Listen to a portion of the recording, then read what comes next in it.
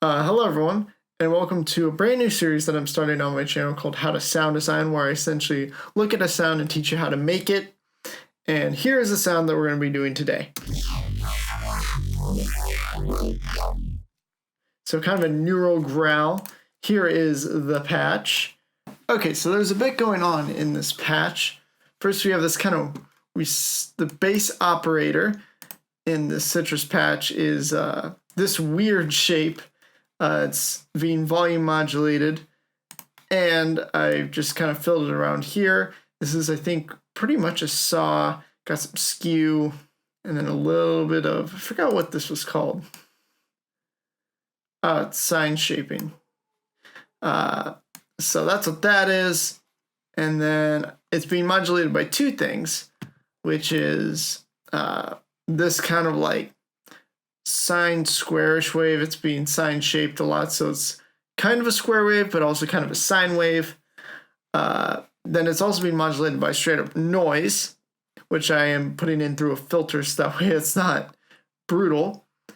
And then next up, operator 2 is being modulated by operator 3 and operator 4. And operator 3 is like, I'm pretty certain this is another like kind of squarish, but also kind of sine wavy, but I put it onto it's only positive polarity.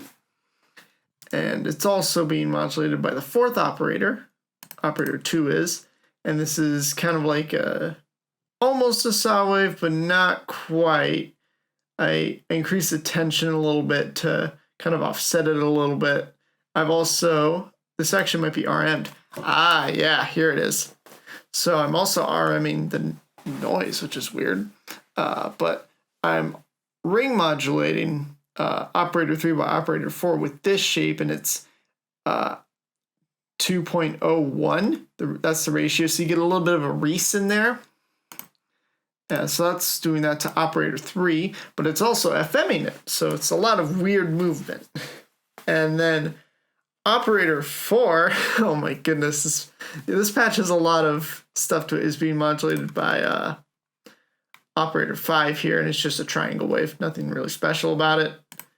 So I think that covers it for the citrus patch. And then we get into the main movement of the bass, which is this. So this is a bandpass. I did this in parametric EQ because it's a lot easier than going into Pro Q3 and like having to activate every single thing. It's a hassle. So it's, in my opinion, a lot easier to do it this way. So I've disabled one of the bands here, and I have a bunch of just notch filters. I believe I thinned some of these, and then I have a pretty wide bandpass that's going through this, and I'm also doing a bit of a high shelf boost right here.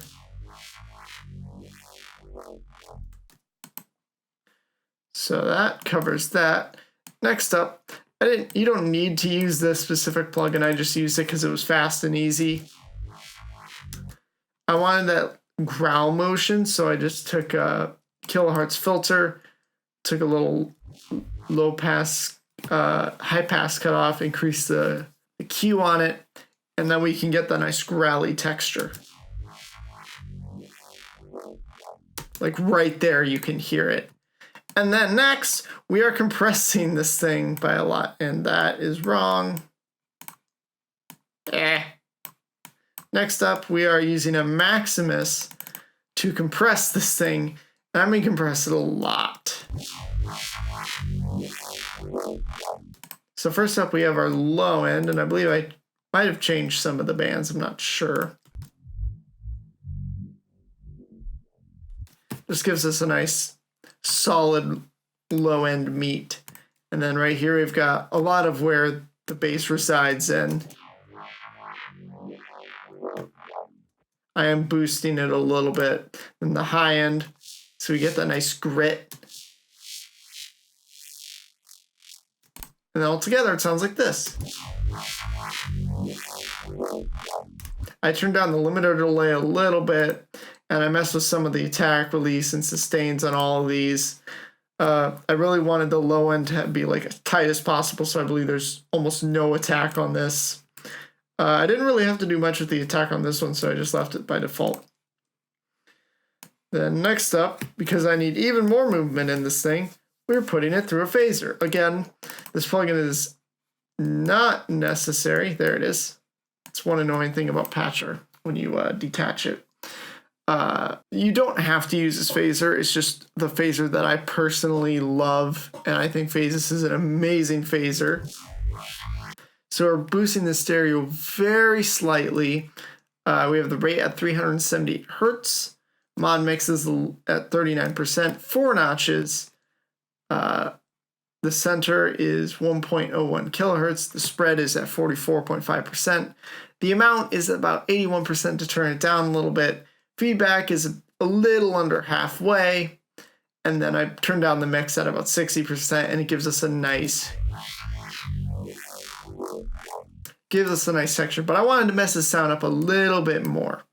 So I put it into a flanger. Again, you don't need this plugin. You can probably just use FL's bass flanger and you'll be fine. But I really like this flanger, so I decided to use it. Gives us a really nice texture that I love. So delay is about right here. Depth, these are like all the same. That's kind of funny. Depth is right here. Rate is kind of slowed down. Scroll is on. I don't think I messed with the offset. Motion is turned up. Spread is kind of on the lower side. Don't want to be too stereo. Feedback is slightly increased, and I turned down the mix by a lot because I don't want the sound to be like all wishy-washy. Then finally, well, not finally, but we put it into an OTT. The sound was a little too gritty when I put it into OTT, so I turned down the high end a little bit. I increased the time because I didn't want the tails to be caught as much by the compression. I'm very slightly boosting it, 0.2 dB. Turned down the downwards compression a little bit, and I turned back the depth a little bit as well. Next up, we're putting into a distortion. So that really makes some nasty harmonics, but we have the drive up, turn up a bunch, dynamics turned down, and then mix turned back just a little bit. So this is just basically shaping stuff. Got a dynamic EQ right here, boosting the highs a little bit, but also turning down the sensitive range. If it would play. So kind of making sure this is all balanced. And I think that turned out well. Next up, we have the sub. So this part of the sound. I usually don't do my subs in Citrus, but I normally do them in Serum. But I wanted things to just be clean and work, so I just did it in Citrus because Citrus is like an octave down normally than compared to other plugins. And I didn't want to have to hassle with ratios. So I just did this. It's a slightly saturated sine wave. So you can see all these harmonics we get. And then we put that into Faturator.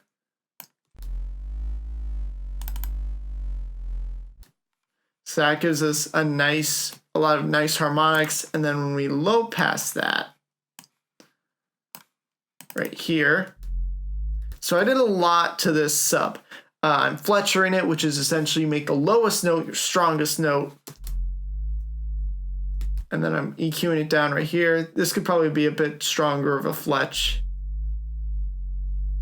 And then the rest of the harmonics were kind of weak, so I had to boost them a little bit without ruining the sub fletcher.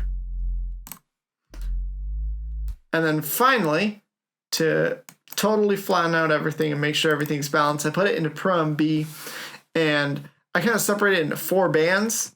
So we have our like sub, and occasionally a second harmonic in there, but I really only wanted the sub harmonic. Keep that balanced. Then we have like, I believe this is some of our sub harmonics and some of the very low end of the bass. Keep that all balanced. I boosted this up a little bit to make it stronger. Brought back the mids a little bit in the compression. And then we have our high end, which was a little too strong, so I kind of kept things balanced. And together, it sounds like this. And that's how you make a pretty easy and nice Neuro bass, which uses a really old technique with this whole bandpass and notch filter thing, but I think it's still a great way to make a nasty Neuro bass. So I hope you guys enjoyed this video. This is going to be one of the last videos on this computer. I'm getting a new setup, so videos will be much better quality. I'll be able to do a lot more things, and I'm very excited. So I hope you guys enjoyed. Leave a like, follow my links in the description below. Join my Discord if you haven't already, and I'll see you guys next time.